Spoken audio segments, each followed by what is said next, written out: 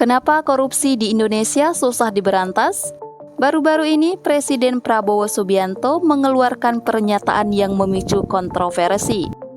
Orang terdekat Bobby Kertanegara itu menyebut akan mengampuni koruptor jika mengembalikan uang negara yang dicurinya.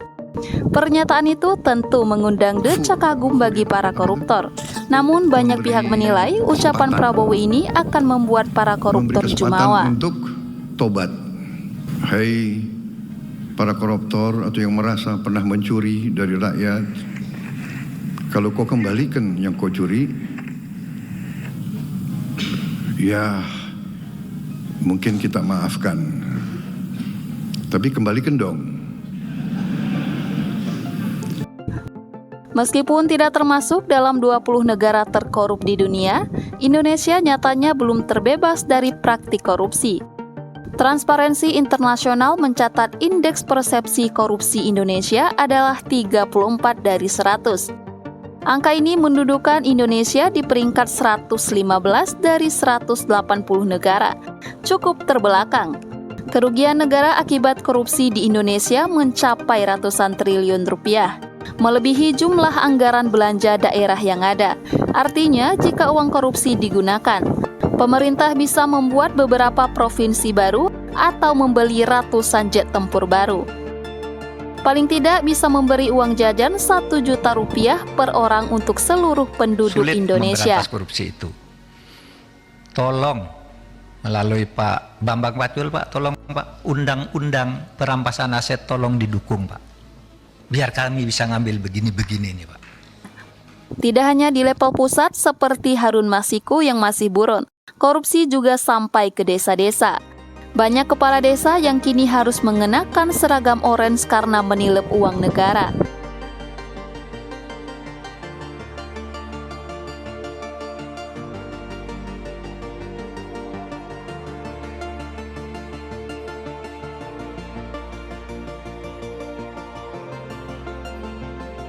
Perilaku korup ini juga menjangkiti sejumlah pelayanan publik.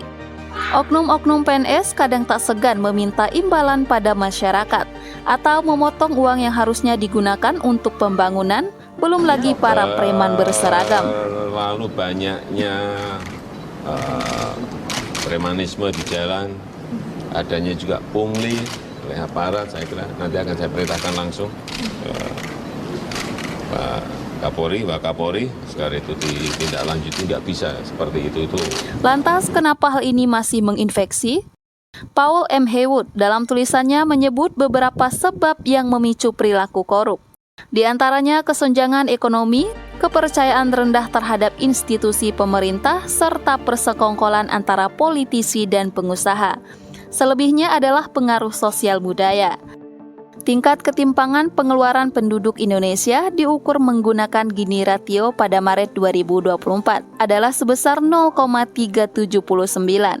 Indonesia menduduki peringkat kedua dengan tingkat ketimpangan tinggi dari seluruh negara di Asia. Mirip-mirip dengan India yang berada di peringkat pertama. Soal kepercayaan terhadap pemerintah, rakyat Indonesia tergolong sangat percaya pada pemerintah. Dengan angka 73% berdasarkan survei Edelman Trust Barometer 2024.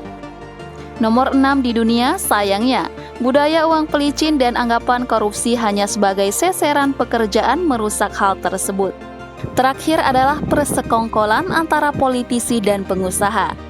Kasus Papa minta saham yang melibatkan Ketua DPR Setia Novanto menjadi salah satu bukti jika praktik tersebut masih ada di Indonesia. Meskipun akhirnya beliau ditahan karena kasus korupsi EKTP.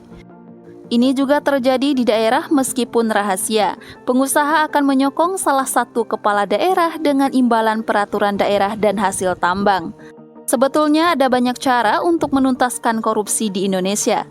Cina dan Korea Utara telah menerapkan hukuman mati dan memiskinkan pejabatnya yang korup. Namun bisa ditebak, undang-undang tentang memiskinkan koruptor ini masih terganjal di tangan politisi Senayan. Saya hakul yakin akan kemudian mempermudah dan memperlancar pemberantasan korupsi di negara yang kita. Sisanya mungkin bisa meningkatkan pendidikan, pola pemilihan kepala daerah, dan merubah mental masyarakat.